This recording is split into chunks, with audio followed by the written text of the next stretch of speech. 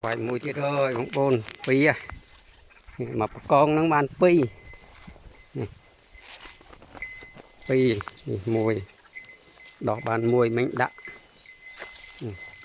đỏ mùi mình toàn thọt ra lỡ vài mùi tiết rồi này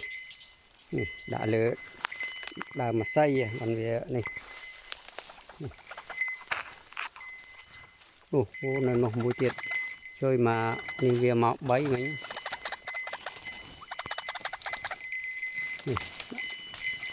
này đã xây và chmô mình vay mê và chmô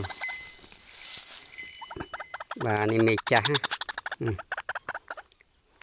mê cha bạn pi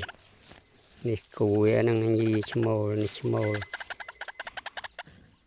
nhì nó được sạch nó mũi tiết à bay dùng